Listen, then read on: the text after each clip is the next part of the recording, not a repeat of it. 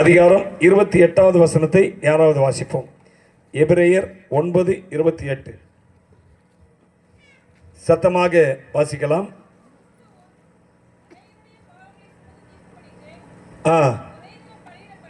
அநேகருடைய பாவங்களை இயேசு கிறிஸ்து அநேகருடைய பாவங்களை சுமந்து தீர்க்கும்படிக்கு ஒரே தரம் பலியிடப்பட்டு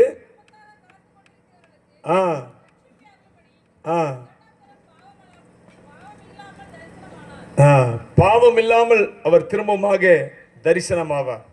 தன்னுடைய ரட்சிப்புக்காக காத்து கொண்டிருக்கிறவர்களுக்கு அவர் திரும்பவும் தரிசனமாவார், திரும்பவும் வருவார் என்று சொல்லப்பட்டிருக்கிறது. அதில் சொல்லப்பட்ட ஒரு வார்த்தை என்னன்னா, திரும்ப வாசிங்களா அதை? ஒரே அதே வசனத்தை திரும்ப வாசிங்க. 9:28 அநேகருடைய பாவங்களை சுமந்து தீர்க்கும்படிக்கு ஒரே தரம் பலியிட போதும். இதோட பாட்டிங்க. ஆண்டவர் இயேசு கிறிஸ்துவை குறித்து ஒரு வசனம் சொல்லுகிறதுங்க. அநேகருடைய பாவங்களை சுமந்து தீர்க்கும்படிக்கு அவர் ஒரே தரம் பலியிடப்பட்டாராம். ஆண்டவர் இயேசு கிறிஸ்துவை குறித்து இந்த வேத வசனம் எப்படியாக சொல்லுகிறது? அநேகருடைய பாவங்களை சுமந்து தீர்க்கும்படிக்கு அவர் ஒரே தரம், இயேசு கிறிஸ்து ஒரே தரம் பலியிடப்பட்டார் என்று சொல்லி, அருமையானவர்களே, இயேசு கிறிஸ்து அவர் முதலாவதுல வந்தாரு. எதற்காக வந்தார் என்றால், அநேகருடைய இந்த உலகத்தாருடைய பாவங்களை அவர் தன்மேல் சுமந்து தீர்த்து முடிக்கும்படிக்கு கல்வாரி சிலுவையில ஆண்டவர் இயேசு கிறிஸ்து என் தேவனே, என் தேவனே, ஏன் என்னை கைவிட்டீர் என்று சொல்லி அவர் கதறினார், கண்ணீர் விட்டார், உரத்த சத்தமாய் கூப்பிட்டார், என் தேவனே, என் தேவனே, ஏன் என்னை கைவிட்டீர், ஏலி ஏலி லாமா சபக்தானி என்று சொல்லி அவர் தன்னுடைய அரமைக் பாஷையில அவர் அப்படியா கத்துக்கிறார். அதனுடைய தமிழ் அர்த்தம் இதுதான், என் தேவனே, என் தேவனே, ஏன் என்னை கைவிட்டீர். அருமையானவர்களே, இயேசு கிறிஸ்து அவர் ஏன் இப்படி கதற வேண்டும்? அவர் பரலோகத்தில் வாழ்ந்த தெய்வம். அவர் பூமியில 100% மனுஷனாக பூமியில வந்து பிறந்தார். அவர் 33 வருஷங்கள் வாழ்ந்தார்.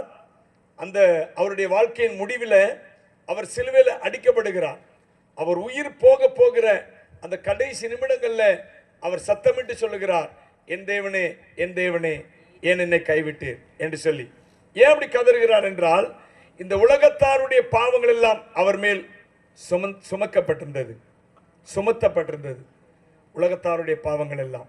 ஏன் பிரியமானவர்களே, இந்த உலகம் 2 விதமான பாவங்களினால கஷ்டப்பட்டு கொண்டிருந்தது. என்னன்னு கேட்டீங்கன்னா, ஒன்று ஆதாம் என்ற ஆதி மனிதன், தேவன் நேரடியாக தன்னுடைய கைகளினால் உண்டாக்கின மனிதன்.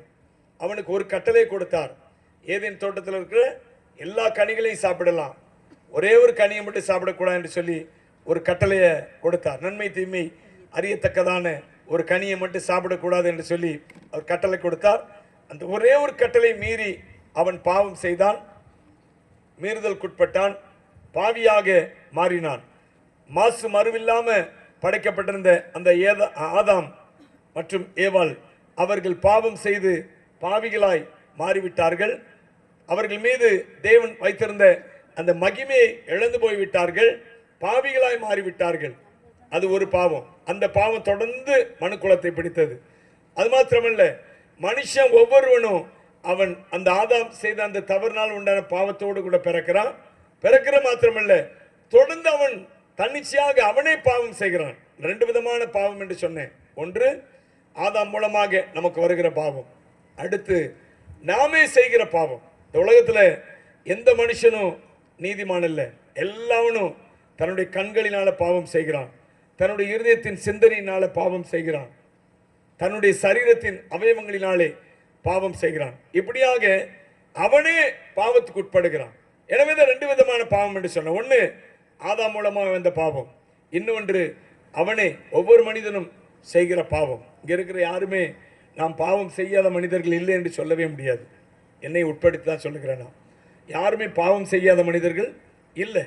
எனவே இயேசு கிறிஸ்து இந்த பாவியாகிய இந்த மனிதனை அந்த பாவத்திலிருந்து மீட்டெடுக்கும்படியாக, அவனுடைய பாவத்தை தன்மேல் சுமந்து கொள்ளும்படியாக இந்த பூமிக்கு வந்தார். அதனாலதான் அவர் கதறுகிறார், கத்துகிறார், என் தேவனே, என் தேவனே ஏன் என்னை அவர் பட்ட அடிகளினால அந்த வேதனைகளினால அவர் கதறவில்லை. அதை பார்க்கல முக்கியமாக உலகத்தாருடைய பாவங்கள் எல்லாம் அவர் மேல் சுமத்தப்பட்டது. அதனாலதான் அவர் கதறுகிறார். அவ்வளவு பெரிய ஒரு பாவியை போன்ற பாவிக்கு சந்தோஷம் இல்லை, சமாதானம் இல்லை, நிம்மதி இல்லை.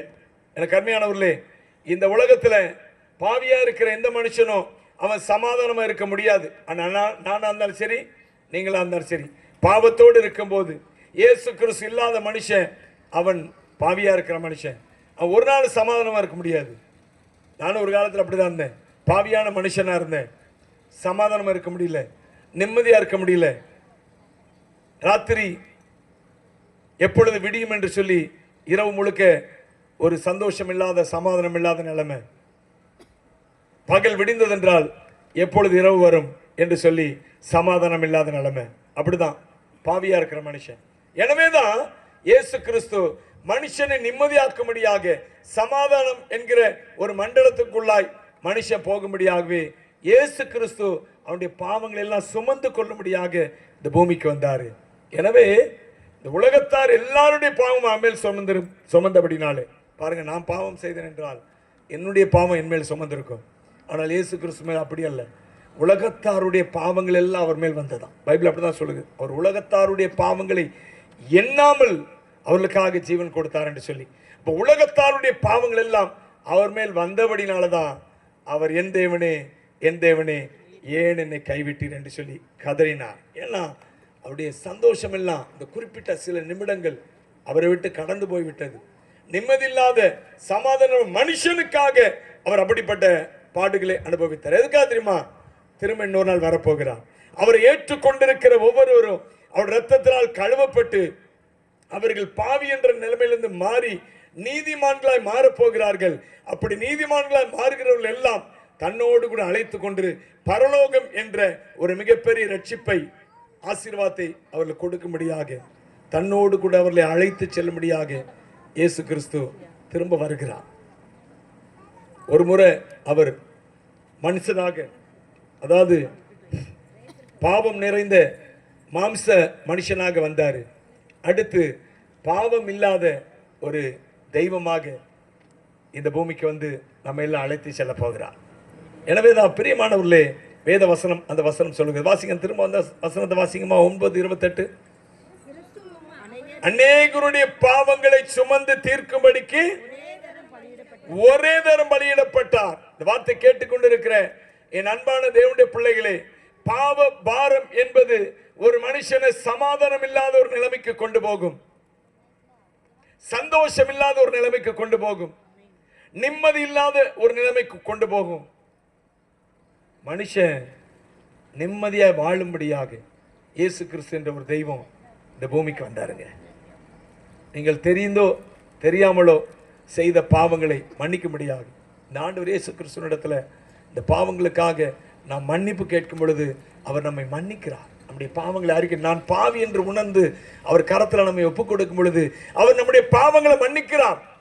என் அன்பு தேவனுடைய பிள்ளையே, இந்த வார்த்தை நீங்க இந்த இடத்துல இருந்து கேட்டுக்கொண்டாலும் சரி, அல்ல தூரத்திலிருந்து கேட்டுக்கொண்டாலும் சரி, நீங்கள் எவ்வளவு பெரிய பாவத்தை செய்திருந்தாலும் சரி, நீதிபரராக இயேசு கிறிஸ்து உங்களுக்காக பிதாவினிடத்தில் இப்பொழுது பரிந்து பேசிக் கொண்டிருக்கிறார்.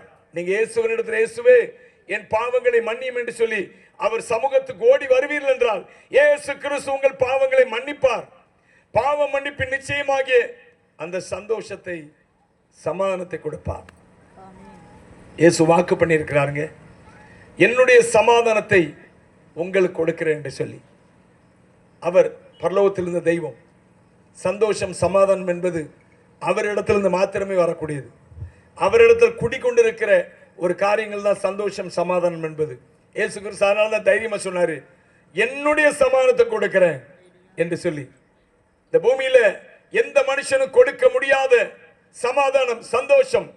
நீங்க யோசித்து பாருங்க. நம்ம ஒரு காலத்தில் நினைத்தோம் என் தகப்பனிடத்தில் இருந்தா சந்தோஷம் என்று சொல்லி. ஆனால் அது இல்லை. ஒரு சில நாட்கள் கழித்து அதை அறிந்தோம். ஒரு கணவனத்தில் போட்டா அதுக்கப்புறம் நிம்மதியான வாழ்க்கை வாழலாம் இல்லை.